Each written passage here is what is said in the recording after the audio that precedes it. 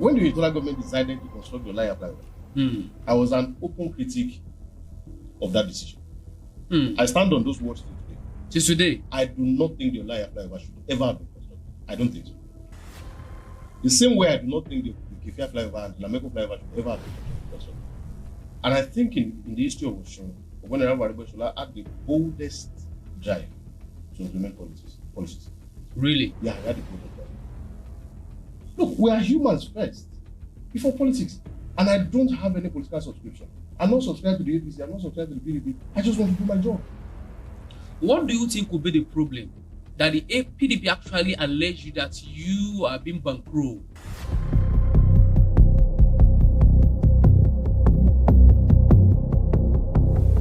You're welcome to another edition of Beyond Me Podcast with Ben Peletu.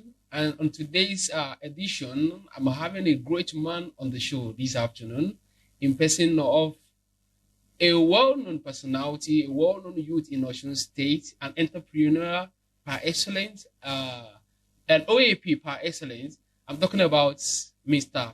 Dayo Oderinu. You're welcome to the show.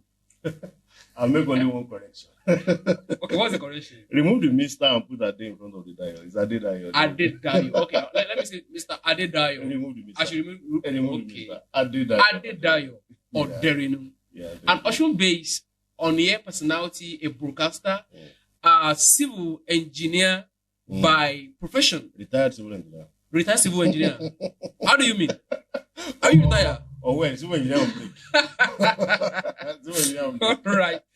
All right. You're welcome on the show this afternoon, Mr. Adedayo Oderinu. Sorry, Adedayo Oderinu. Yes, Adedayo Oderinu. I'm happy to have you on the Beyond Me podcast. The pleasure is mine. You're welcome. How was the journey? Well, it was good. It's always some pleasure being in Iwo. It's a town that I have some memories with. You know, when I spoke with you earlier, I said Iwo. Yeah. You know, I have some history with Iwo, so I love being around. I have friends from Iwo. The Oluwo of Iwo is also a king I really respect. I've been to his palace a couple of times, and the hosted us quite beautifully. So Iwo is home for me. I love Iwo. So coming here, I felt nostalgic. Adedayo Oderinu, I'll be asking you some series of questions, ranging from politics, entrepreneur, and media in general. Right. Checking your biography, you studied civil engineering. I was amazed reading through your biography that you're a civil engineering graduate from the Federal University of Technology, Vienna. Yeah. How were you able to navigate being a civil engineer and to now broadcasting? I was telling that story while we were traveling here. Civil engineering for me was not my decision. Okay. You know, it was my dad's choice. He wanted a professional in the house. Okay. He wanted a civil engineer, or a doctor, or a pharmacist, or something like that too.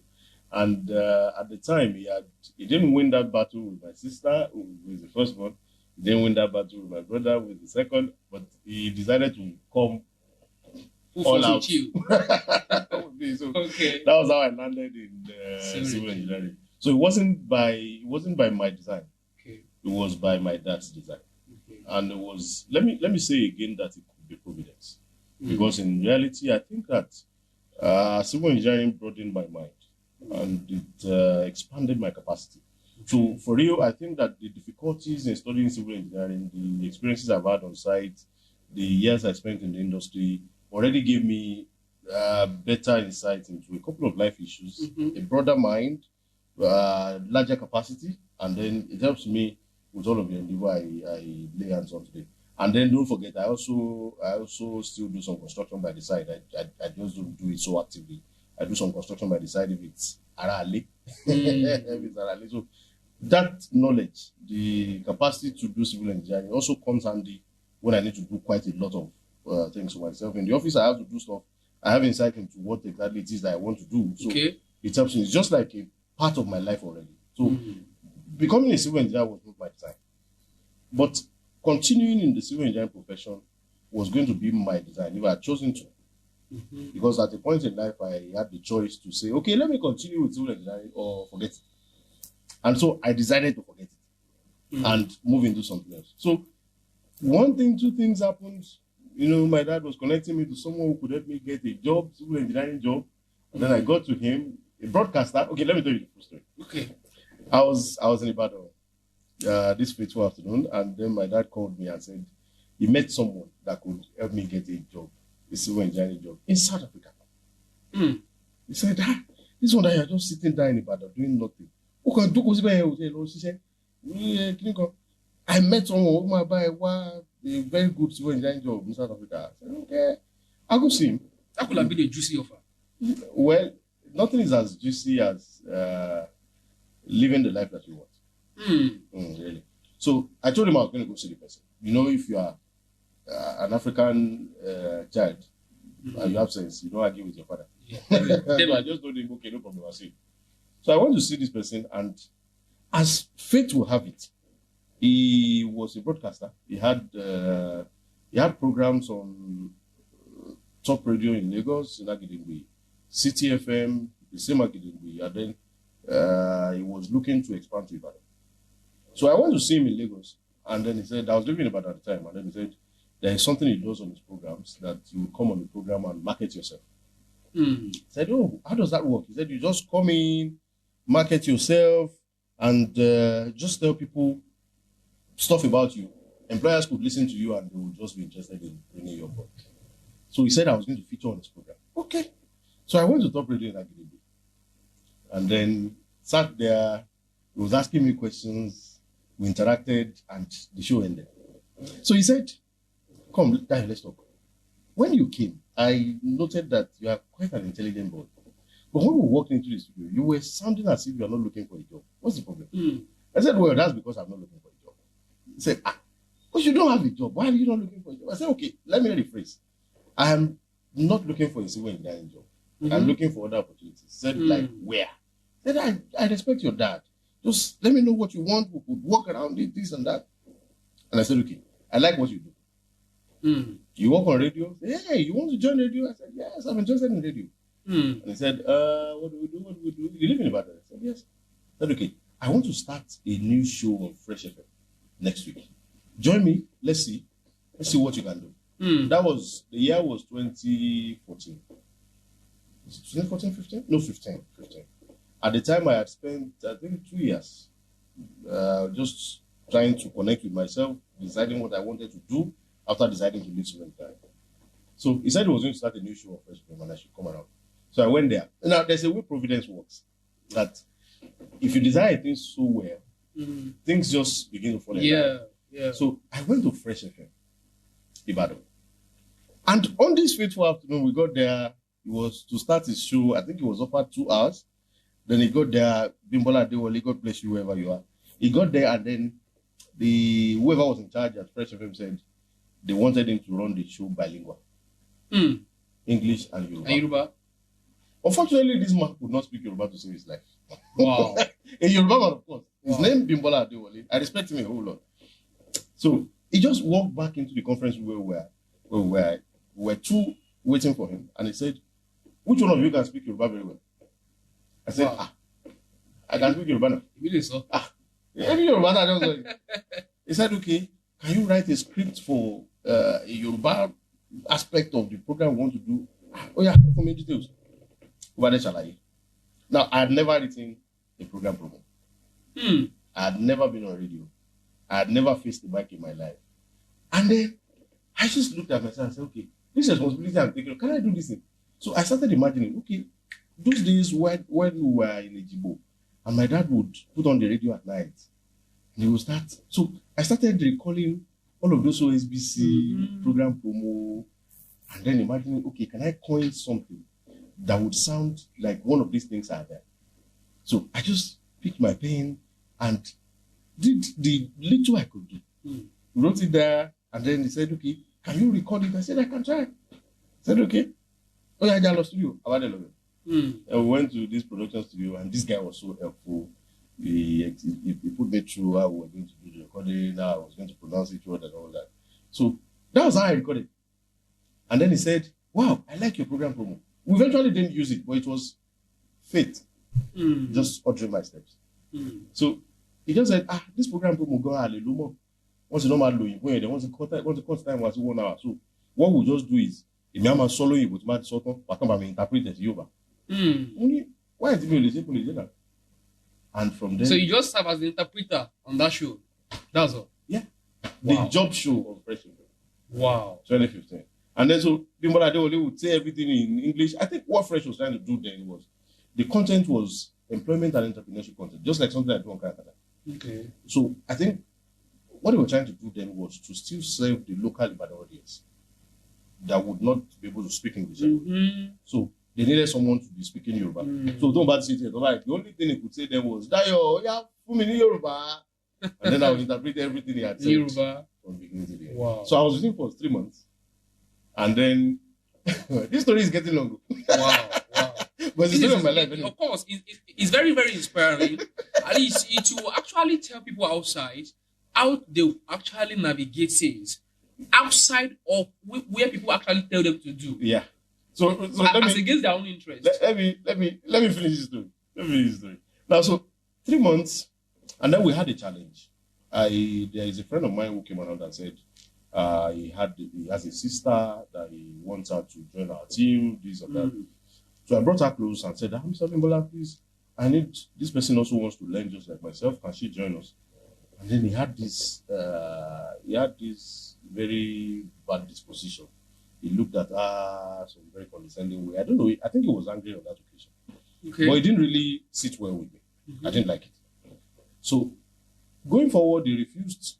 He rejected the inclusion. He was not paying us anyway.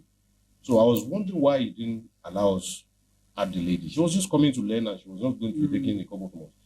So at the end of 3 months, I told myself, well, I need to grow. I should just look for radio time. At the time, I knew I could not get radio time on Fresh because I didn't have the track record. So myself and this lady who attempted to join us, Oluwatoyin Adeyemi, she's my very good friend, we decided that, okay, let's find a way to get radio time. So we're thinking, myself, Oluwatoyin Adeyemi, and Ellen Ehile, she's also in Ibadan. God bless her wherever she is. So we decided that, okay, let's look for radio time. And so, as luck will have it, as fate will order our steps, Oluwatoyin attended a seminar. And she met the general manager of Impact Business Radio, Adedayo, Ibadan. Ibadan was very. So once she filled up program schedule and all that, nobody bounced her. Madam, we have a beautiful program concept that we could bring to you. What can you offer us? And she said, no. So Tony came and said, I have a card, see a business card. But I should have a demo buy. At the time, I had not been working for months. So I didn't have a dime. All I had was a house. You know, Paulo said contain, and then they me, oh yeah, girls, what do we do about this? I record them for hour. So instead of going to a recording studio, our Laura headphone, Tony mic. So already come go to me by only laptop here. So I can set laptop here. Tony studied communication language arts. So in school they were taught the use of Audacity. The sound editing app. So she just explained how we could use Audacity. So we installed Audacity there. So we now plugged in the headphone. I can plug it. Our mic is okay. Outside the studio, right? In my house. In your house? In my house. Wow. So what we just did was we used pillows. We used my pillows to block my window. It was only a window in that room. And then we used my mattress to block the door. You know, that area is a very busy area. So we used it to block the door so we could block out some sound. So we just put the headphone in the middle like this, the mic raising up, and then we sat around the mic. So we were playing music on phone. We just reduce the volume a bit and talk. We started recorded. As I recorded, the work I think we packaged it together and took it to that blessed woman. And she listened to it and said, well, it's not a perfect recording, but you guys have a brilliant idea. So I'm going to give you 1 hour. Wow. So she gave us an hour on Impact Business Radio, Adedayo, General Gas, Ibadan. So we started working, and the new challenges of the media industry came. In 3 months of working on IBR, I think we made the total of 11,000. Yeah, 11,000. And out of the 11,000, our share was 3,000. Wow. 3,000. Yeah. What's low? 3,000. You understand? So it was a journey of dedication for us. At some point, Ellen left to do some other things. No, I think Oluwatoyi left first to do some other things, and then it was me and Ellen. At the time, she also dropped off to do some other things. So of course, so she was not encouraged anyway. So along the line, someone just told me, FM is opening up in the show. It's a new radio station, this and that. I said, okay. All the while, I'd always been a good writer. So I put together a program proposal and sent it to my brother in the show, asked him to help me drop it. Radio. So he dropped it there for Karakata. Took it there, and 2 months after, someone called me from there and said, come around, let's talk about your program proposal. I came around, we discussed it and said, okay, instead of English language, we're going to give you a Yoruba language. Is this fine? I said, I even started as a Yoruba interpreter in the first place. So, what's more about it? That was how I became a Yoruba OAB. I intended to do English with Karakata. In fact, I was doing English, Yoruba, and Pidgin on Impact Business Radio. But I now stripped it down completely to Yoruba language. And that's how I got on it. All right. Looking at your story, there are processes that you pass through. And let's bring it down to what our youth are doing today. And they are trying to escape process. They don't want to follow it. What do you think will be the problem? That we are trying to overlap the usual process. I think we are sitting on a drum of gunpowder. I don't want to say cake. A full drum of gunpowder. You see, what process taught me is that at every stage of your life, there are prices to pay. Now, if you jump that price, you get to a point where you did not learn the lessons of that level. You know, for every new level, there are lessons you must have learned. It's like, and then you take him to the top of the stairs.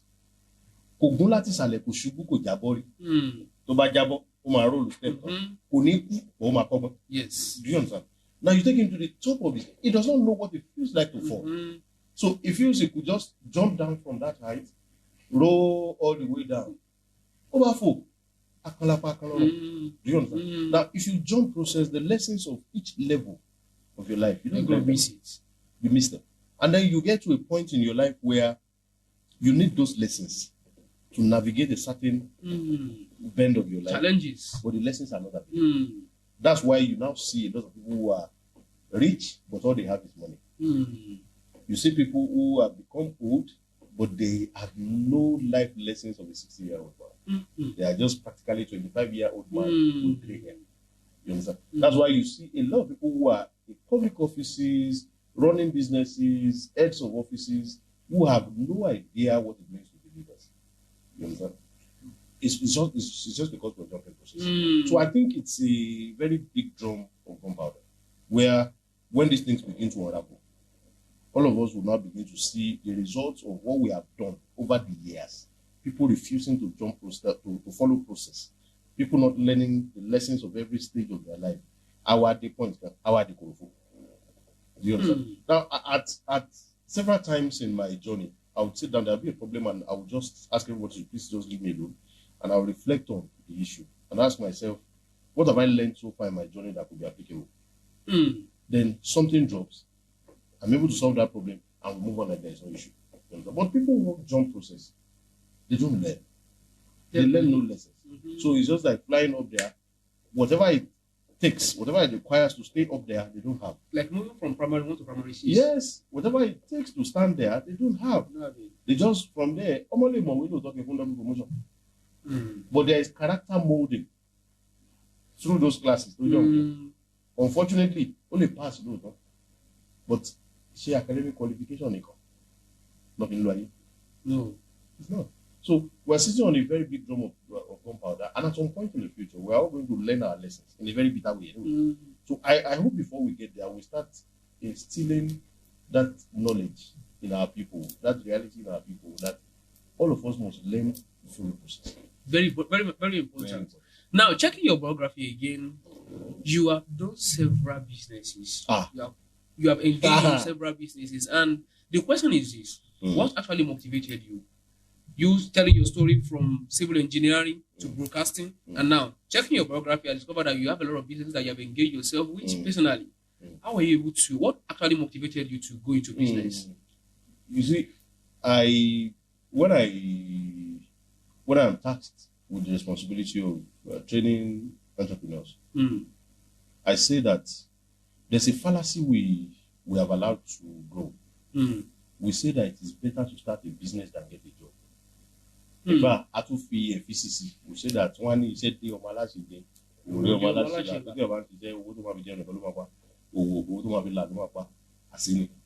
Are you sure? I think they are saying the right thing. There are salary. Have you ever seen a salary earner who is a millionaire or a billionaire? There are salary earners in Nigeria who are millionaires. Just go to Lagos. Where? My brother, there are young boys, 21, 22-year-old in Lagos earning close to 2 million a month. Salary jobs. Okay. Salary jobs. Can we regard them as a billionaire? They are. If in 1 year you amass close to 24 million in 1 year, my brother, what else is there to become a millionaire? It just takes some right investment and you are up there. Because what you have is enough for you to use as base. But that's not where I'm going.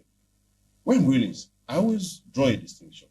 I say that every human created by God has come with a factory center that determines whether you excel as a dreamer or as a dream builder. You know, employees are dream builders. You are just working on another person's dream while he keeps giving you commensurate value for contributions. Now, but there are dreamers, people who cannot do any other thing aside wake up every day and conceptualize new ideas, develop new concepts, and all of that. I find myself in that mode. I think that it is easy for me to sit down 24 hours, bringing up new ideas, developing new concepts, building new business ideas and all that. It's extremely easy for me. But when you say, oh yeah, let's do one job for 5 years, I don't have that power of focus. So I find that the challenges of business, the daily daily change of the nature of your challenges. You know that in business, the challenges you faced yesterday are not the challenges of today. I love that dynamism. I love the fact that I am kept on my toes at every hour of my day. I love the fact that my brain does not stop working. I love the fact that I am constantly renewing my knowledge. I love the fact that I cannot rest. When I mean rest, I'm not saying sleep. I'm saying that I cannot relax on yesterday's achievement. I know that I've got to keep striving. So I love that constant action. I do not enjoy the docility of being a job. I don't enjoy it. I just go to my office in the morning. I do the same thing I did yesterday. Return to my house in the evening. It's a boring life. An extremely boring life. So I love these challenges that come with business. I love them. I love to try new things. I love to lose money if it comes to that. Yeah, if I have to use my money to learn some lessons, it's fine. I love to try and fail and learn and then go again. I love to see new things come to life. And most importantly, I love to work with a larger number of people, providing leadership, working together to change social constructs, working together to bring ideas to life, working together to develop the country. I love that dynamic nature of challenges. Not just wake up in the morning, go to work, do this, return home, go to work next morning. No. So my biggest motivation was always, I've always known I have a lot to do with my life other than just do a job. Yeah, I've always known that. From when I was quite young, I've always known I have a lot more to contribute than just being a job at any moment. There is a lot more I have. Now, if I need to do a lot more, my brain has to be constantly in motion, working. I have to keep my hands moments away. Sometimes about all of this, then go back here to the money. I for not living more. So, for me, it's the constant feeling of pressure that keeps me alive. I just want that new challenge. I want to do new things. I want to wake up today and be solving new challenges. I want to be growing, and then I want to be pulling others to grow as I grow. All right, thank you very much for those wonderful response. And right now, I want us to move a bit away from that. Okay. And as one of the influential youth in Osun State, you have, I think, some times ago you have engaged yourself in politics and some things like that in Osun State. Basically, right now, I want us to go into political discussion. First, let me correct that impression. I never went into politics. Are you sure? Yeah, I took a political employment. Okay, you took a political employment. There are two different things. Are they different things? Yeah, there are two different Taking things. a political employment does not make you a politician. No, right? no, it doesn't. Okay. It doesn't. I was a political appointee. I was not a politician. In fact, at the time, one of the chores I hated the most doing for my boss at the time was attending ward meetings. You didn't go? I didn't have a choice. I had to follow him like 2-3 times, but it was a very boring experience for me. Why? I don't know. My dad before he died was a politician. Was a politician for several years. My dad was special advisor, health and social services to Governor Unilola. So he had been a politician all his life. He joined active politics in 1997. Contested that House of Assembly election that Salam Abubakar cancelled, the one Abacha conducted that he won in his local government, but he did not. That house was not inaugurated. Salam cancelled that election when he came on board. So he had been a politician since 1997 before he died in 1991.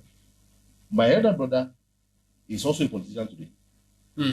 In fact, he holds a political appointment in the local government as we speak. Under PDP? Yes.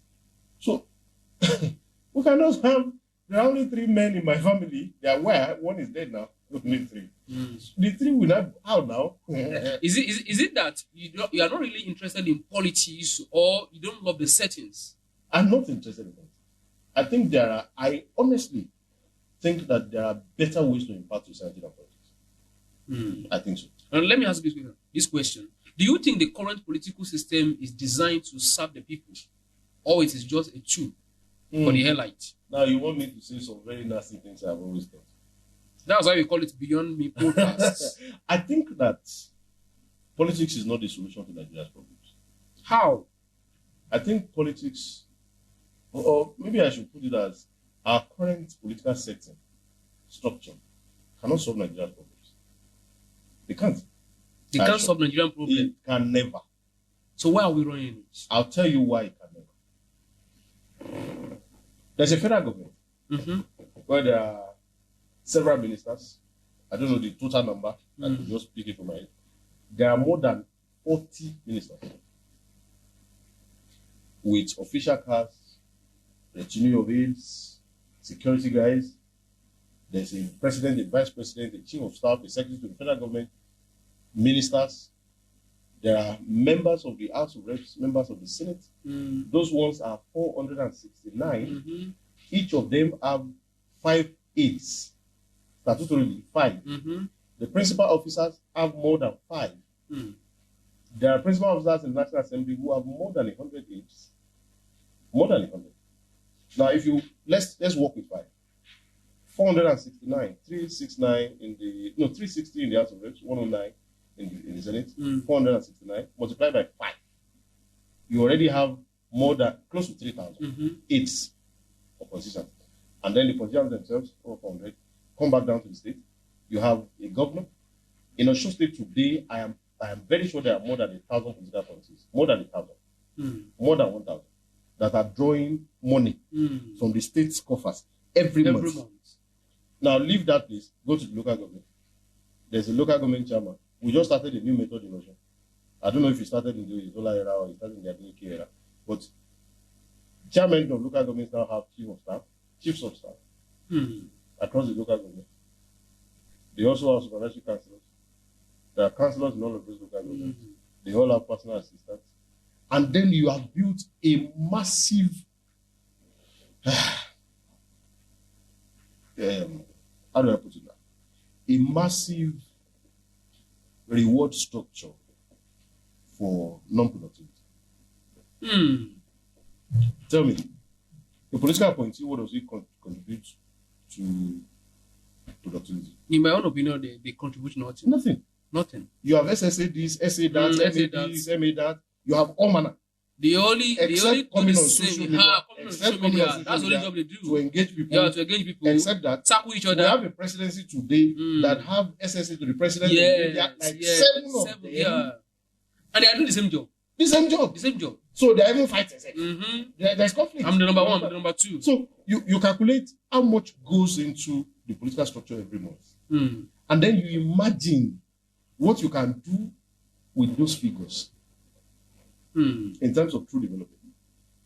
So we continue to enlarge this structure because each politician wants to expand their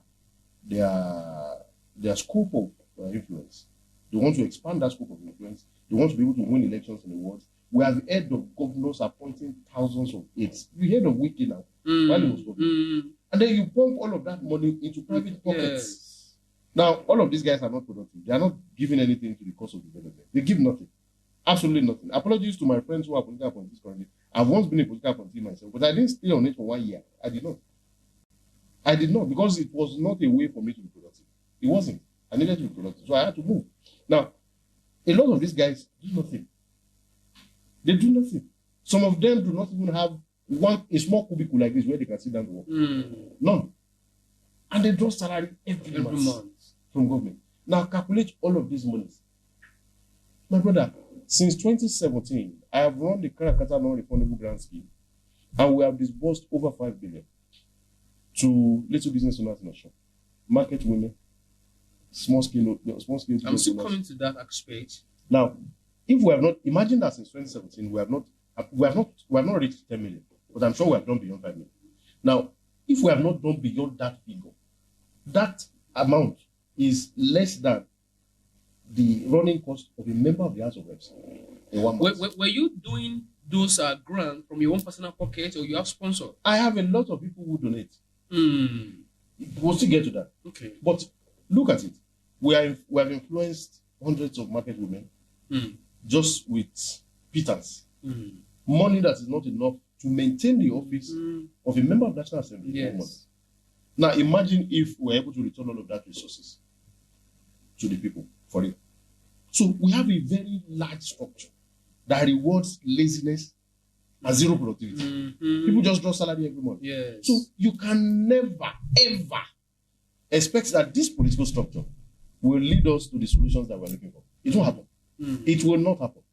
If you earn 7 billion in a month as a state governor, yes, and up to 4 billion, maybe more than, has to go into paying salaries of civil servants, paying salaries of political appointees every month. So you have just about 2 billion or something less than 2 billion to actually develop the state. Have a balance. This structure cannot lead us anywhere. I'm sorry. Except we all learn to go and work. And we can have a leaner government. You know, actually, Bola Ahmed Tinubu, while he was campaigning, said when we get into office, we are going to reduce the size of government, we are going to squeeze down government spending and all that. And is he doing it now? We're repeating the same old thing. It is difficult to carry out. The same old thing. Actually, Bola Ahmed Tinubu is using the same structure. Governor Ademola Adeleke, with due respect, is using the same structure. We are all rewarding mediocrity and paying people who are not productive. Simple. So we cannot, this structure cannot lead us anywhere. I've said time and again, when I say these things in private, people say that, Tovalo contest low land. And I say, if you ever see my poster, are you sure? It won't happen. Are you sure? I am 1,000% sure. It won't happen. People say that, in this life, you never say never. What if in future? This one, I can say never. I'm very sure. Okay. I know what is in my future and what is not there. All right. Is not there. All right. let me ask you this question. You say you have actually gotten a political appointment sometimes ago under Honorable Bamile Salam. Okay. Have you ever regretted supporting a particular political figure? Let's say policy. That's a tricky one. Have I had regrets? Supporting any political? No, I doubt I've had regrets. No. Okay. I doubt it. The reason is, I'm quite an intentional person. So when I take decisions, I go in with all of my senses working. I take decisions knowing I can take full responsibility for that decision. Okay. So if it goes wrong, I know that, well, we gambled this and it went wrong. If it goes right, we enjoy the benefits of it going right and say that, okay, this was right. But I don't regret because I was not drunk, I was not stupid, I was not mad when I took the decision to support a certain policy. And if it happens that it goes wrong, it's all a gamble anyway. If I was sleeping and waking up in the morning, it's a gamble. So let's deal with speculations. You are a prominent youth in Osun State. So there was speculation, there are a lot of speculation about you flying around. Sometimes ago, we heard that you fell out with Honorable Bamidele Salam. How true is it? And there were issues between you and Honorable Bamidele Salam. Yes, fine. You see, I like the question. Now, there are two things that I actually dislike about Osun. Okay. Two things I really dislike about Osun. And maybe it's a Nigerian thing or an African thing. We are binary thinkers. Binary thinkers. If it is not yes, then it is no. If it is not white, then it is black. Do you understand? Now, if you are no longer friends with the person, an average Osun person, an average Nigerian, an average African, thinks you have become enemies. But it's not so. There's a middle point. There's a point of, okay, in Adedayo, so I would rather shift and go as well. But a lot of people decided to translate it to they must be fighting. Something is going on. We don't have to fight. In all honesty, that appointment will pay me. How do you mean? My long-term When you say goals, doesn't pay, my long-term goals, my short-term goals were not going to be fulfilled. That's it. probably they were not paying you well. The pay was never the reason. Trust me, the pay was never the reason. Okay. It was never the reason. Yeah, when I got into the job, part of the reasons I had to leave, the pay was part of it, but it was the smallest of the reasons. But the decision to take the job in the first place, the pay was not part of the reasons I took the job. Here was a man in whose process of winning that election I was heavily involved. I shouldn't begin to talk about my involvement in the process of his election. And I saw his vision and I totally believe in it. Yeah. 2019, we had a lot of conversations. I believe totally in that vision. Now, so taking that job was me wanting to contribute to that vision. Yeah, that was the biggest reason. In fact, the day we had that conversation where he said, I want to offer you a job, I remember correctly, vividly, we were in front of Idealness Hotel. When he said, I'm thinking you could work with us on this project, this and that. Said, well, in what capacity? Just mention. And then he said, okay, this as my special assistant on media. I said, okay, fine, that's my forte. I could do it. So I took it. And then I remember correctly that before I also opted to go to Abuja, one fateful Sunday morning, he called himself and his wife. We don't know your house, so we're coming over. Then they came around my house. At the time, I just got married. It was just I was just a year into marriage. And then they came around. We had a lot of conversations, a lot of reassurances, and all of that. And then a lot of discussion about his vision for that office. So I could tell you 100% that the reason to take that job at the time had no business with how much I was going to get paid. I saw in him a man with a clear vision who had a plan to serve his people, and I saw a way I could serve. So I took the job.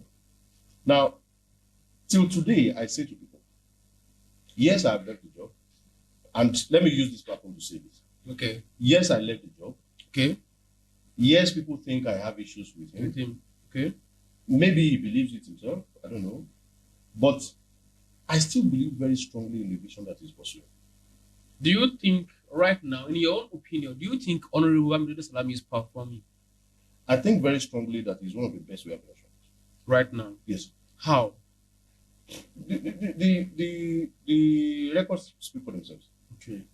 Go find out. Just do a Google search of the members of the House of Reps promotion. I say this all the time. Okay. He is still on the vision that we spoke about. Whether his office was going to work for me or not, it's a different issue entirely. But as far as I'm concerned, On Bamidele Salam, today, I said this on this platform and I make bold to say it, I repeat it anywhere, his vision for governance, as we discussed it then, is still on it. How much of it he has achieved, because of course we discussed a lot of it. How much of it he has achieved, I cannot begin to judge. But I can say that relative to every other member of the House of Representatives that we have in the show today, he is one of the top 3. All right, let's move away from that. We are still coming back to Osun politics. Yeah. But right now, I want to talk about Afinju Radio. Okay, please go ahead. What's brain behind Afinju Radio? Adedayo. Adedayo. Yes. Okay. But there are speculations. Mm-hmm. Outside. Recently, you had a serious issue with, let me say, Osun State government. That was it government? I think it was government. Anytime you are having issue with any personnel still in the government household, you mean that government is fighting you, or they are actually questioning you. It was said that you were being bankrolled by a popular politician in Osun State. Yes. That you were being bankrolled. So I was just thinking, wow. So that means that Adedayo has already joined politics. And yes. So I need you to actually clear the hair right now. Okay. Who owns Afinju Radio? Adedayo. Yes. What is the impact or contribution of Omoba Dotun Baba? Very good question. Let me address it from the place you started the question. You see, I have well noticed the efforts by some persons to use my project, Afinju, as a means to settle political scores. And it's quite unfortunate. It's a two-edged sword. Now you have 2 enemies. I'll say it like this, and I mean no words. You have 2 enemies, or rather people you consider to be enemies, on the table. Whatever enmity the Osun State government has had with Omoba is their business. It's not mine. It doesn't concern me. They are politicians. Well, like, yeah, they'll be fine. But some persons in government consider Omoba to be an enemy of government. Because, yeah, you know their journey. Now, PDP, move to the APC, that's not very easy. Now, some people in government also think I'm an enemy of their delegate government. Now, let me speak to that population of people. I consider that population to be a very stupid lot. Why do I consider them to be so? I'll give you 4 instances. And I'm going to tell you things I've never said in public. Okay. I'll say them for the first time today. All right. Number 1, when the Adeleke government came on board. Okay, let's take it from the Oyetola government. Okay. You know, a lot of people have always felt that Oderinu is a politician. Because I have friends in government. Yes. Unfortunately, successive governments have always labeled me an enemy of government. I'll give you instances. Okay. In the Adedayo era. In fact, I'm sure you had Davanija Kamarudin in your studios very recently. Yes. You can ask him, as at the time, the Adedayo government labeled me an enemy of government. And there were lots of them who dragged me everywhere that is possible to drag a person. Adedayo government. So typically, you are enemies to Adedayo government. To them. That was APC government. Okay. To them. The Oyetola government came. And some persons in the Oyetola government also said, Adedayo is an enemy of our government. Because you work with Bamidele Salam. How does that make me an enemy of government? Bamidele Salam is a PDP member. Hello. That was political appointment. Okay. Now, the day I noticed that some persons were talking about me in the Oyetola government, let me tell you how I discovered. The Ministry of Special Duties was distributing Onje Leri in Abiri. And I was invited to come and anchor the event. So while I was anchoring, someone walked to me. I don't want to mention his name. He walked to my side and said in my ears, "Introduce yourself again." Because when we started, the governor had not come. So by the time he was coming to me to say, "Introduce yourself again," the governor had come. So he said, "Introduce yourself again." I said, He said, "Just do it." I did. Some 10 minutes after he came back, I said, "Dayo, introduce yourself again." He said, He said, "Okay, yes, so fine. Some people I told the governor before now that Adedayo is an enemy of our government." Mm. He said, so I want him to know that you are not our enemy, you are the one anchoring this event. That's why I'm saying, Introduce yourself again. the first time you did it, he was not here. The second time you did it, he didn't listen. I want you to do it the third time so he can hear. So I introduced myself again. Despite that, when the Yotola government decided to construct the Olaya flyover, I was an open critic of that decision. I stand on those words till today. Till today? I do not think the Olaya flyover should ever have been constructed. I don't think so.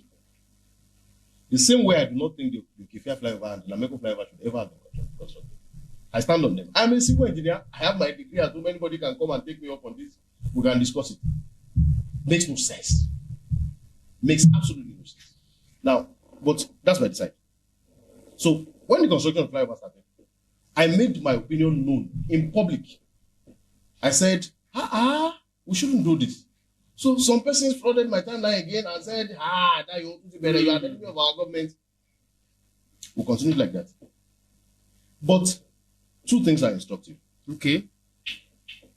All through the time Adedayo was governor, the only time that I ever sat with Adedayo or did anything together with that government was August 2016. It was the African Youth Day Roundtable. We had an interaction with the governor in Abiri on that occasion. I can't remember the day specifically, but it was August 2016. That was the only time that I ever had anything to do with the Adedayo government. I was always the public critic. I just do my thing. The Oyetola government, I had interactions with the Oyetola government 2 times that I probably, we could call it, executed an assignment for government. 2 things. One, I was part of the youth delegation that attended the National Youth Conference. Yes. In Abuja. Yes, I know. We came back and we had a sit down with Mr. Governor where we gave him our report and what our recommendations are for youth development in Osun. That's number 1. That's the first time, the very first time. The second time, can I remember now? Aside anchoring that OJ lady thing, there's a second time. I can't remember. Okay. The Commissioner for Youth and Sport then, Honorable Yemi Lawal. Yeah. To date is my friend. So he was going to do the Osun Sports Festival. Okay. And so I did some documentation for him, which was never open to anybody. Nobody knew. So those were the only 2 things that I ever did. Now the Adeleke government came. I'll tell you my history with the current government.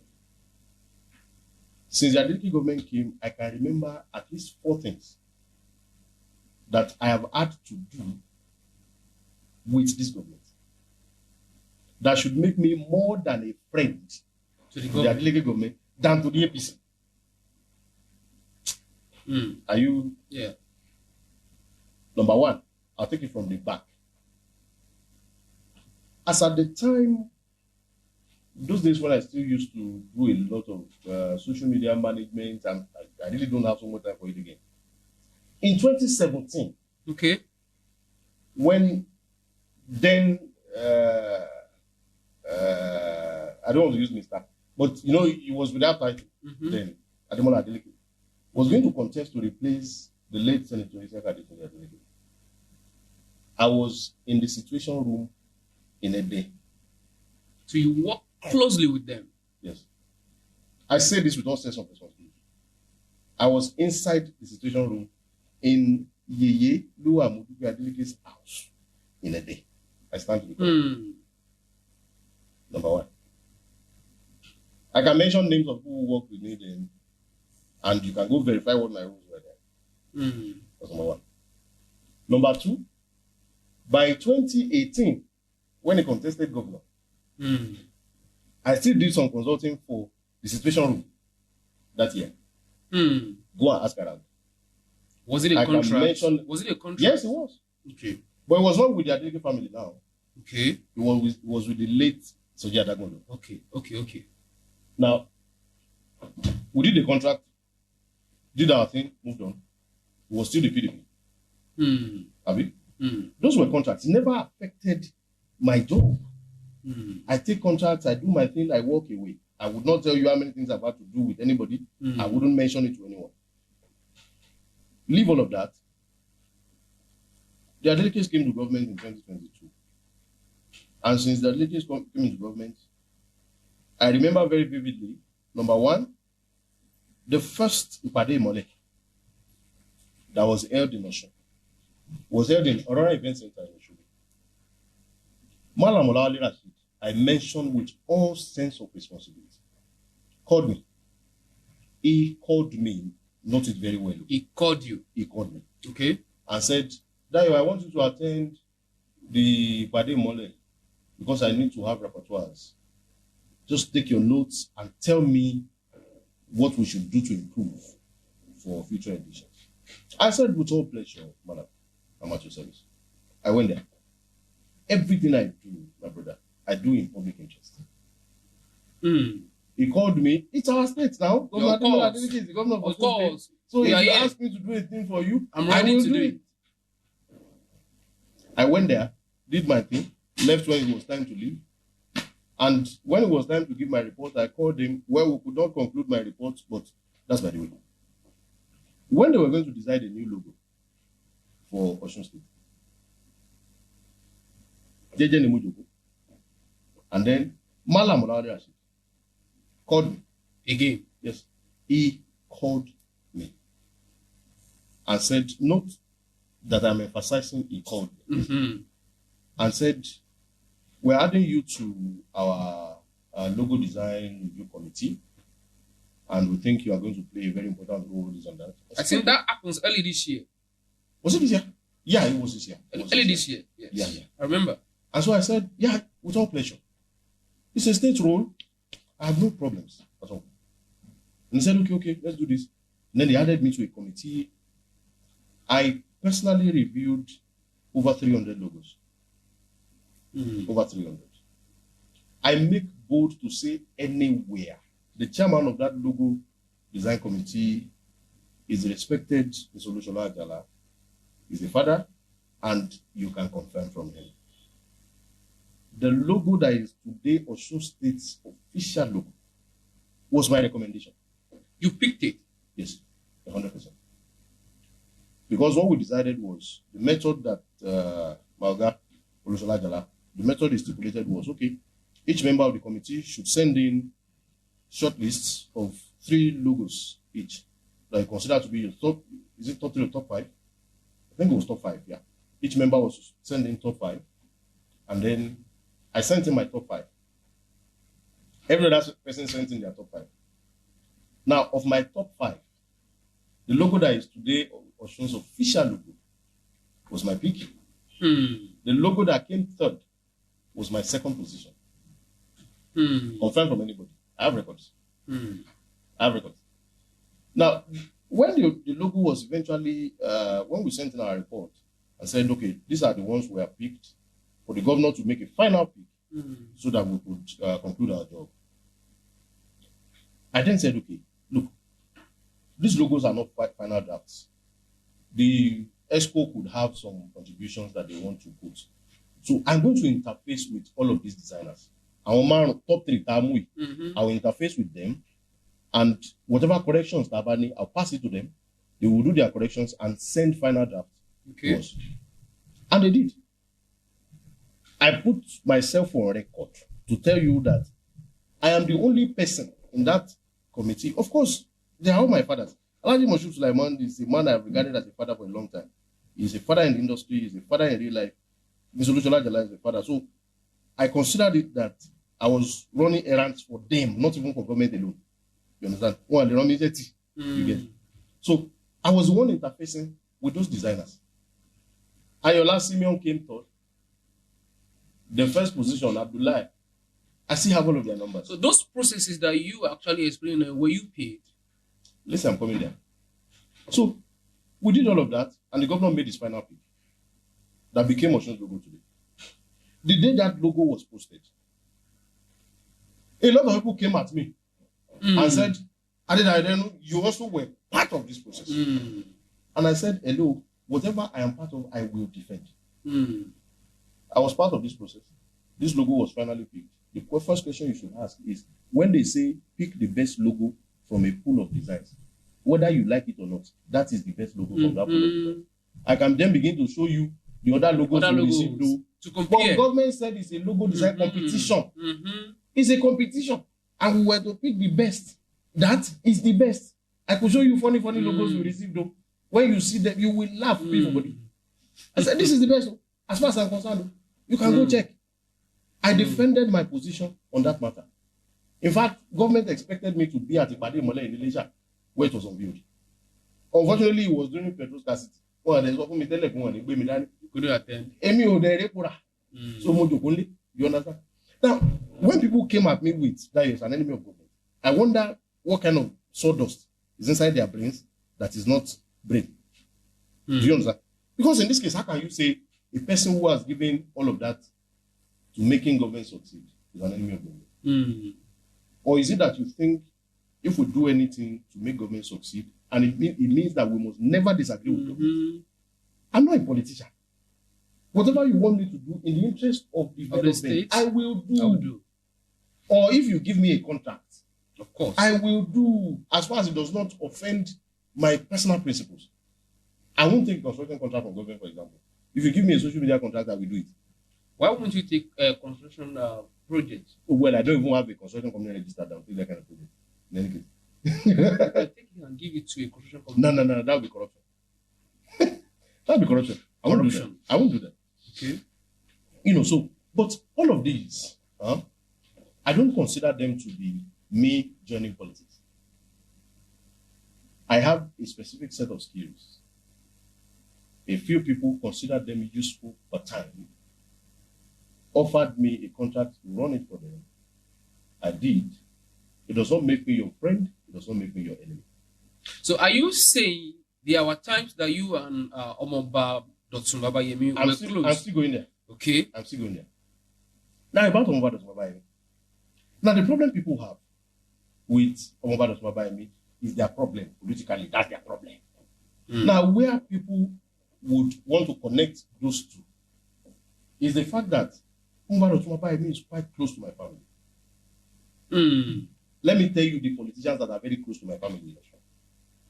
Alhaji Fatai Akimbade, God bless him. How much SSG? Yes. Until my father's death, they were this close. I'm listing names of people that my father really had political relationship with. In fact, when my dad was sick and was on hospital bed, Alhaji Fatai Akimbade, the former secretary of the state government, the former governorship candidate in Osun State, was in the hospital ward with me, and we were babbling my father's name together, so that you know how close they were. Before my dad died, himself and Dr. Babayemi were this close. The same Dr. Babayemi. Before my dad died, or before the late Senator Isaka Adedayo joined the APC, and my dad said, "Oh, I'm not going to the APC with you." My dad was a coordinator in the Senator Isaka Adedayo structure. Go and find out from anybody. He was this close to Isaka Adedayo. I stand to be corrected. I'm putting myself on record. He was this close to Senator Isaka Adedayo. Those were his political friends. Alhaji Asifa Olanide from Ifon, who was special advisor political matters to Governor Oyinlola, was this close to my dad. They are both late now. So, if my family has a relationship with Fatai Akimbade, has a relationship with Dr. Babayemi, had a relationship with Isaka Adedayo. I know how many times I followed my dad to his house in the country. That relationship with Alhaji Asifa Olanide. And then it becomes a crime for me to have a relationship with Dr. Babayemi. Alhaji Fatai Akimbade called me less than a week ago. Why did he call? He was calling to check on Dickens' family. He called us one after another. I have call records. I can show you. He called to say, that your boy me who will let join. Fatai Akimbade. So if I have a relationship with Fatai Akimbade, I should hide it. If I have a relationship with Dr. Babayemi, I should hide it. Look, we are humans first, before politics. And I don't have any political subscription. I'm not subscribed to the APC, I'm not subscribed to the PDP. I just want to do my job. What do you think will be the problem that the PDP actually alleged you that you are being bankrolled? Two things, two problems. Okay. Number one, when people don't know how you are navigating your life's difficult bends, they find every solution, every possible thing to blame. Number one. Number one. Number two, a lot of people think that for whatever reason, that Oderinu is too proud. Mm. And why am I proud?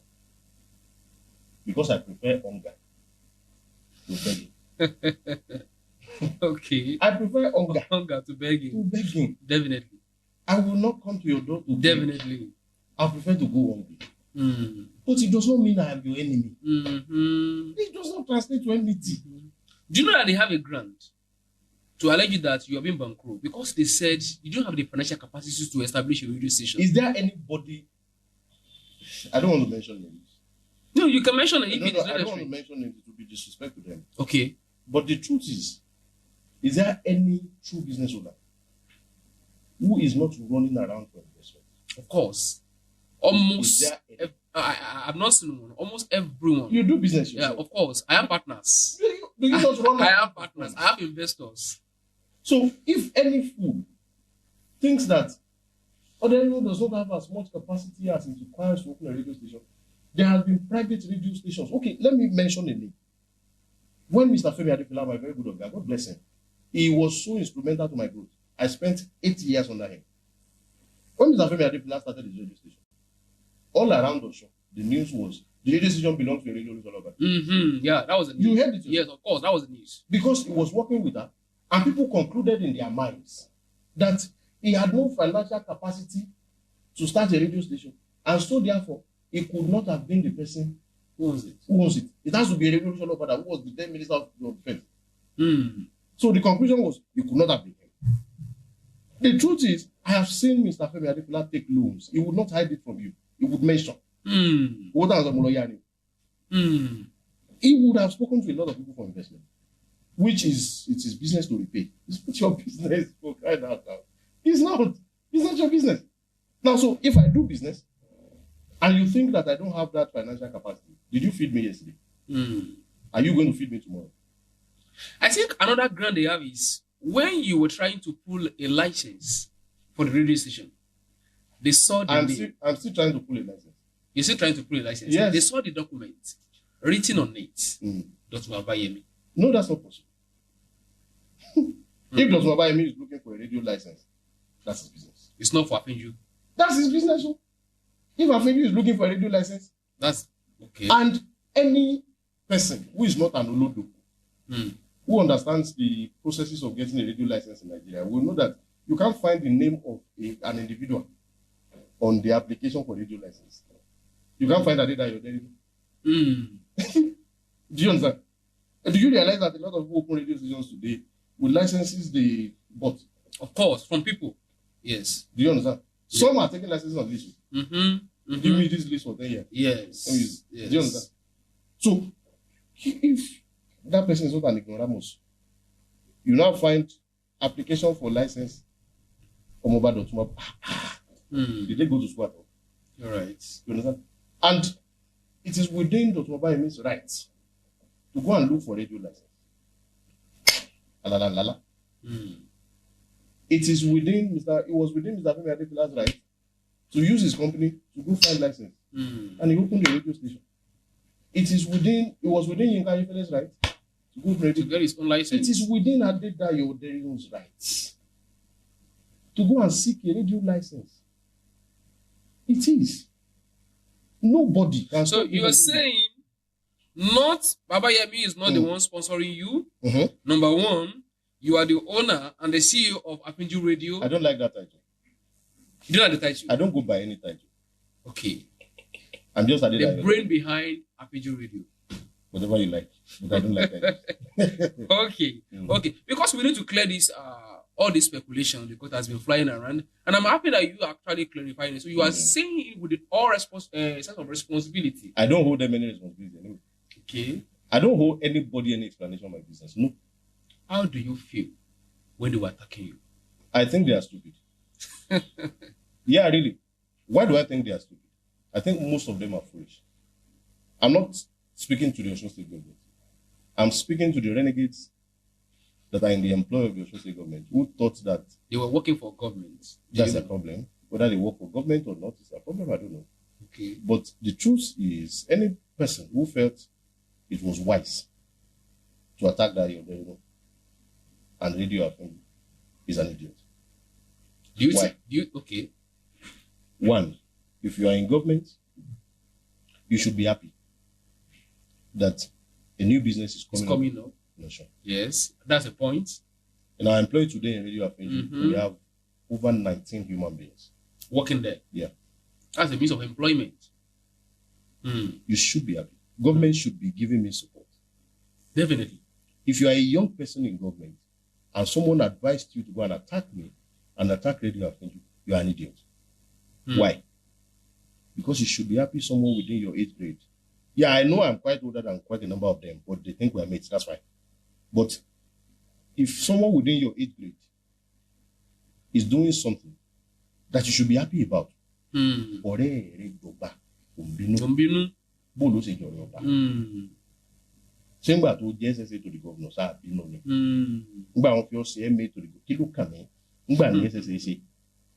But you forget that, many of them are forgetting that in the near future, bóyá lómi ò dẹ̀ gbàdúrà kó dáa kó níbẹ̀. Débi tó máa rò kó máa fẹ́ ṣe governor níjọ́ kan. You don't think that in the future of your political journey, you will need a Adedayo at some point. You don't think so? So you think if you had succeeded in crashing Radio Afinju, if you had succeeded, you think one morning will not come when you run into problems and the first person you remember to call is Adedayo? You think so? So I think that most of these guys who joined that attack are idiots. Mi ò ní kó mọ̀ sí SSA. Mi ò ní ká mọ̀ fún olówó oṣù gọ́ọ̀mẹ̀ntì. Mi ò ní kó mọ̀ live life with. Kí ni problem yẹn pẹ̀lú tèmi? All right, I think right now we need to move away from that. But let me ask this last question on that Radio Afinju. And the question is, do you think you won the battle? The battle? Yes. Was there any battle? There was a battle between you and the state government. No. Or probably, let me say, people that the state government sent because they were working for the government. No, I don't think I would not blame the state government. Except I see any sign anywhere that the Osun State governor, who is the authority figure of the Osun State government, sent people to go and attack the. That's when I'll say it's Osun State government. So I don't think it's Osun State government. But I think there are renegades in government and outside of government who think that it is important to bring Dayo down. All right. Do I think I won? I don't think there was any battle. Okay. I think that there was nothing to win or lose. I say with all sense of responsibility, those guys cannot stop Radio Afinju. It's too late now. It's too late. They can only be happy for me and for every young person who is working with me. That's the only thing they can do. They cannot stop Radio Afinju. Because I was telling someone this morning, God is in it. There's God inside. So except you are looking for a way to incur the wrath of God and finish your life unnecessarily, you can go ahead. But there was nothing to win or lose. I didn't lose any battle. I didn't win any battle. The battle was unnecessary in the first place. Just yesterday, let me tell you this. Just yesterday, someone was telling me there is a person in government said he's sure that I went to open a radio station so I can witch-hunt them. And I said, that person does not know me one bit. I don't ever use this profession as a means of witch-hunt. I have never used it as a means of negotiation. I have never used it as a bargaining chip to get anything in this life. Because I am a journalist, then I'll walk into your office. Ask anybody who has ever been in government. You see all of those people have mentioned their names who were my friends in government and all that. I have never been to the office. Never. Never. Anybody's in my office in this government. I have never done it. Go to anybody's office. Someone in government. Why? Okay. I went to one office very recently. One office, the Journal of Culture and Tourism. As you know, apply for campaign. We went to submit a proper letter for an application. We are government granted Atima. But that one is by the way. Yes. But come to Obnob, whether APC, whether PDP. Those times Mario Lumipida was the spokesperson to the Etola government. He had a very excellent relationship with a lot of journalists in Osun, myself inclusive. Ask him. I was never in his office. And do you think Olawale Rashid does not have a close relationship with journalists in Osun? Well, that's his business. Not my business. Okay. If he does, all I know is that he has called me in the past. We have spoken. If I send him a message, he will reply. Worked for him. I didn't work for him. I did a thing or two with the Osun State government. Okay. So when I send him messages, he replies. When I need to talk to him, we talk. So if anybody calls that being close to journalists, that's fine. If they call it not being close to journalists, that's fine. It's not anybody's business. Let's talk about Osun politics. Okay. Osun governance. All right. Do you think governor? We are all Osun based. We are from Osun, so it's our property. It's our governor. It's our governor. And if he's doing something right, we should know that he's doing right. And if he's doing something wrong, we should know that he's doing it wrongly. Do you think Senator Ademola Adeleke Jackson is doing well in Osun State? Well, when you ask me to assess the government of Ademola Adeleke, yes, I am sorry, I don't do blanket assessments. Okay. I think that every government would have things that it got right and things that it got wrong. Absolutely. There is one government that we have had in Osun that did not have something you could point at to say that Tiobanzi Lagbaja would not have had that. For example, Baba Akonde, Olóyè Adebisi Akonde, the retrenchment program he did in 2001, he started to my So I should normally say Baba Akonde was a terrible government. But he built Abere. You look at Abere today, it's an enduring legacy. Yes. If he had not built Abere, probably would not have a state like that. Definitely. He built Abere. Right?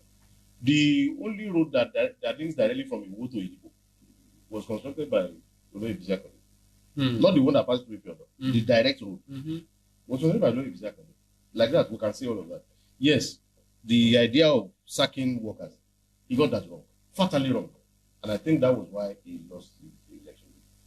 Now, Omobolagunso Ilakim, Union Osun is there today as an enduring legacy of the Injola administration. It's there. A lot of graduates to their credit now. You could ask yourself, what did he get wrong? Well, that's for you to decide.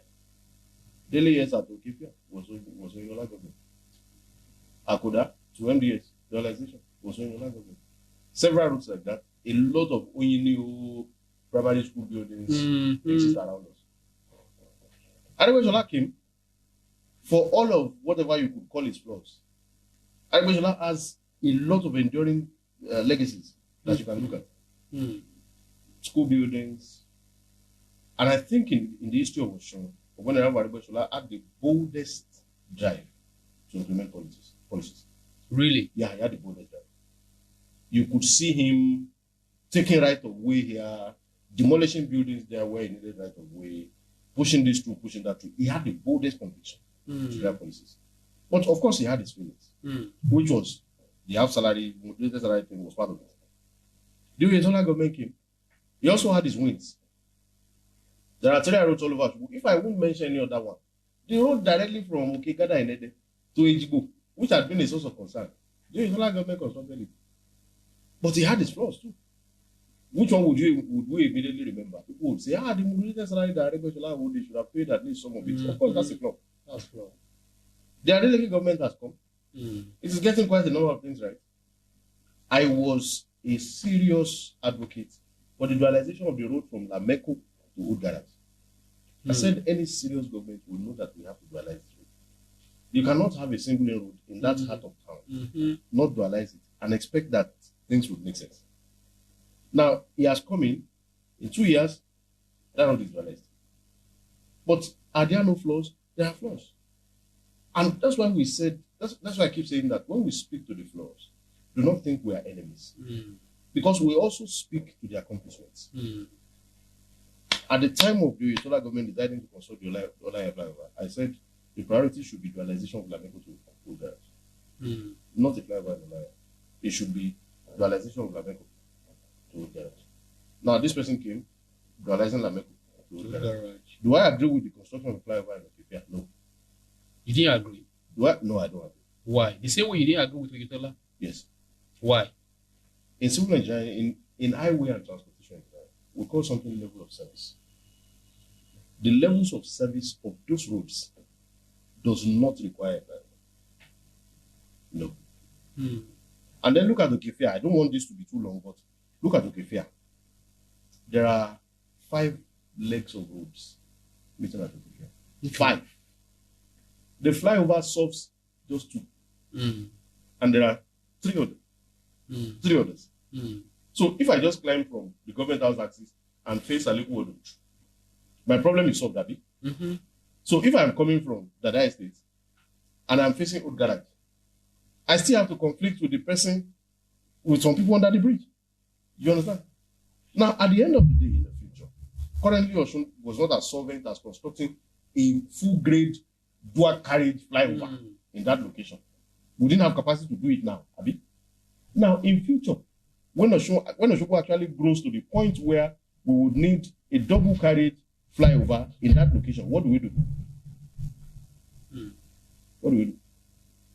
I said all the while, Olaya just needed functioning traffic lights. Simple. Adedayo had done something very brilliant. Laybys. If you are coming from Ogoluwa and you need to go to Odiolowo, you didn't have to get to the junction. You just take the layby. You are coming from Alekuodo and you want to face Ogoluwa, take the layby. Laybys were there, solving the problem perfectly.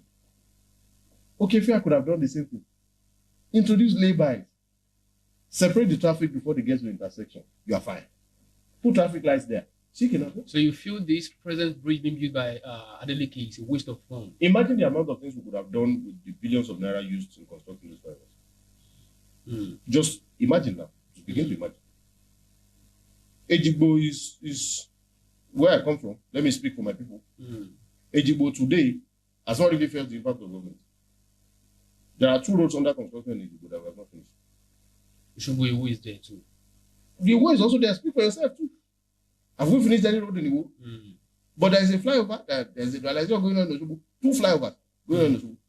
So if the development has not gone around, I don't think we should be spending a lot of state billions on stages that we have not reached. Do you understand? Now look at, while we were saying the federal government should not have constructed a flyover at that time, look at today, we're having arguments of whether the flyover in Olaya makes sense or not.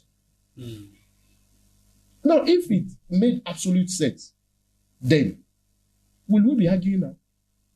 No, we will not do. We won't do. We will not. Now we're arguing today because it didn't make absolute sense. Then the opinions were divided. If make absolute sense, the opinions will be larger in favor of constructing it. Do you understand? Now another governor will come tomorrow and look at the Okefia flyover and say, what is this? It will happen. It's a cycle. So I think government would have done a lot of other things. For example, I also want a dual carriage road in Uboro Ejigbo now.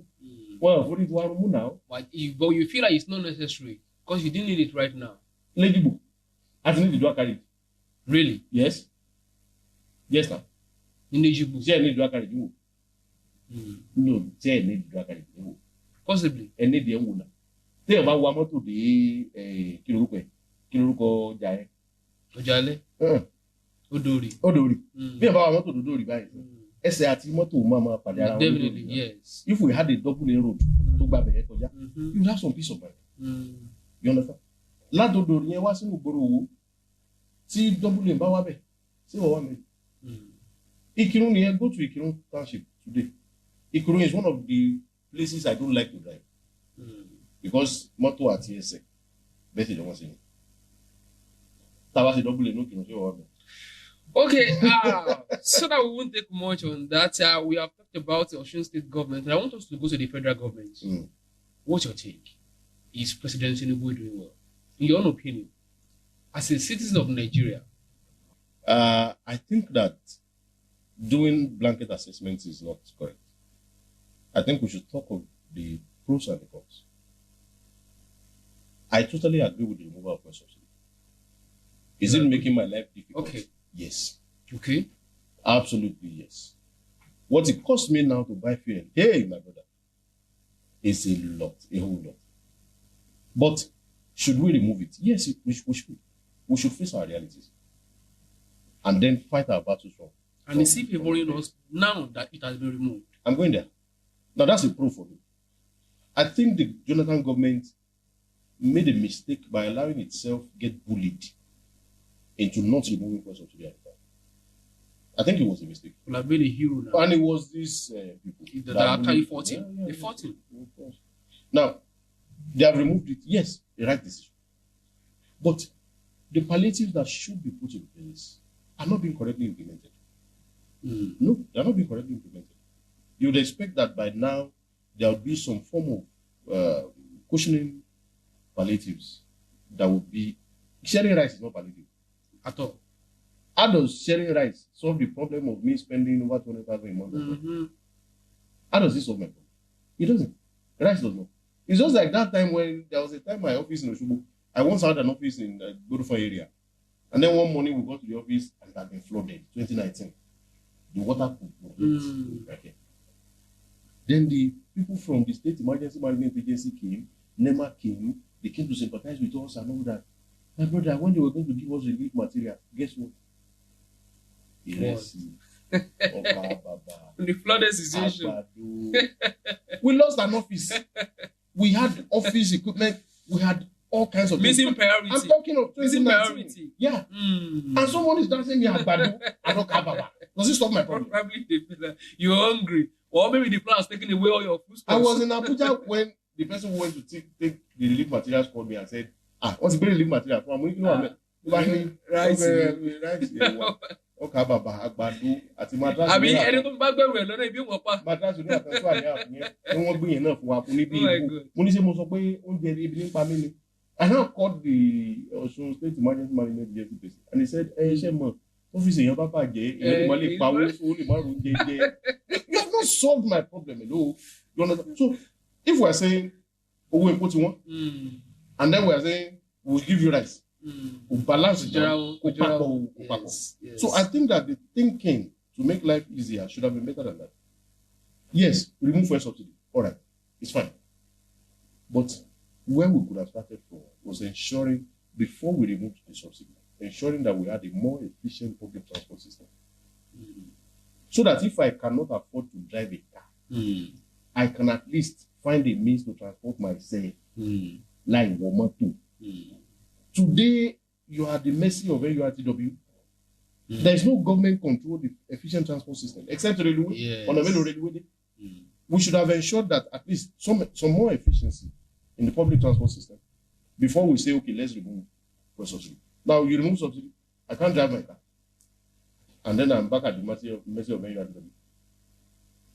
Do you understand? So, I think that a couple of things the federal government is doing, beautiful ideas. But we should have thought about them better before taking a couple of steps. Make things a bit easier on one side, make things tougher. So I'm a Tori issue depo. I'm a be more there until the first situation controls itself. All right. Yeah. All right. Thank you very much. And lastly, I'm having two questions here. Yeah. One on marriage, and the second one on DNA test. Because I told you that hey, you want me to scatter? We are going to be discussing general issue. Yes. Is marriage still relevant in today's world, or is it just a social construct? I hope you have time. Just briefly, let's have your own opinion. Let me tell you, honestly, I think that as Nigeria gets harder, there will be a refusal, complex word, a compound word, a refusal to marry epidemic. To marry epidemic. There will be it's a compound word I use. Okay, I understand. Refusal to marry. Compound word. We would have a refusal to marry epidemic in Nigeria. As Nigeria gets harder. Okay. A lot more guys nowadays do not want to shoulder additional responsibility. Wahala ti dey already. Yes. Omo boy to rank káàkiri gboro kan tẹ́lẹ̀ corona. Do you understand? So there will be a lot more people unwilling to marry as Nigeria gets tougher. Look at our friends in the UK now. You see ladies in the UK who are single. They tell you that our boys will toast their own. Yeah, of course. Because of bills. Nigeria will get to that point where people are practically running away from marriage responsibility. You understand? So as the country gets tougher, people find it difficult to feed, people find it difficult to survive. You will have lesser and lesser population of men who want to marry. And then something will now be on the rise. You will now notice that single motherhood, polygamy will not be on the rise. Why? Because the few people who will be willing to marry will be people who are already married and want more wives. They are already used to the responsibility. And then there will be people who will just get people pregnant and run away from responsibility. So you have single fatherhood in some places. Because some women will be bold enough to go and drop the children with whoever give them. And then you find already married people looking for more wives. Understand? So as Nigeria gets tougher, more and more people will refuse to marry. We are already seeing it happen.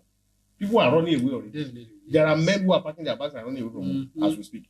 Because they don't have family and say, President. On DNA, should DNA test be mandatory at birth to confirm paternity? I don't think we should be doing DNA test. Why would we do that? Why? There are a lot of stories flying around that the man is not the owner of the child. My brother, I have said this in my. But why should a man be taking responsibility on a child who is not his? Very good. I have said this in my private embassy, and I'll say it here. If I raise a child for a minimum of 6 months, giving my absolute best, taking care of mother and child, there is no dubita that can collect that child from me. In a case where the father comes out to challenge you, my brother, when the real father comes out, that is my son, you will watch, what will you do? You will see film. Film? Yes. Then when we go to court, and it's been confirmed biologically, that it's been confirmed biologically that, okay, this is the father. Who is talking about court? My brother, what will you do? Who go collect and go? Hey. See, I don't see why. Okay. So I will wake up one morning and take my daughter to the hospital to go and check if she's truly my daughter. No, the day she was giving birth to in my house, I trust my wife 100%. The day she was giving birth to in my house,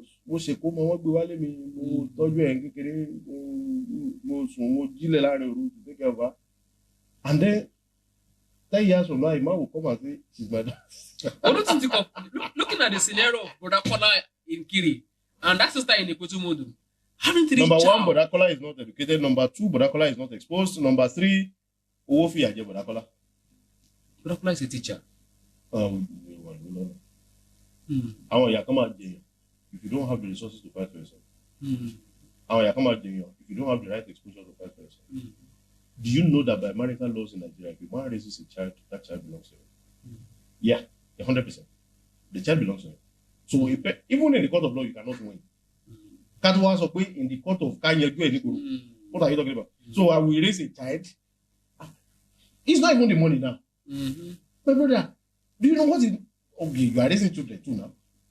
To wake up in the dead of the night, the amount of sleepless nights I had, and then one man will wake up one day and say, "It's my child." It's my child. My brother. Let me not say the for that. All right. This is where we are going to be wrapping it up on Beyond Me Podcast with Ben Peletu.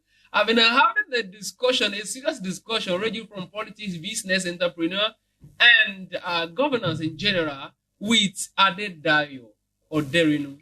The founder, he said he doesn't want the title of CEO, the founder of Afinju Radio. Yeah, Radio Afinju in Oshogo. Thank you for coming on the show, Beyond Me Podcast. Really appreciate your presence and the humility. We pray that Radio Afinju will continue moving forward. Amen. And by the grace of God, somebody like us will actually come and partner and have something to do together with you.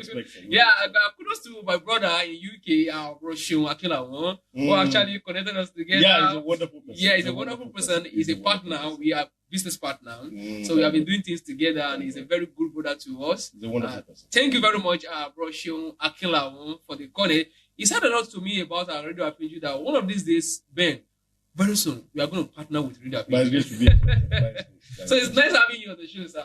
Thank you very much. God bless you. And on the next time that we are going to be having you on this show, Beyond Me Podcast with Ben Peletu, I want to say goodbye for now.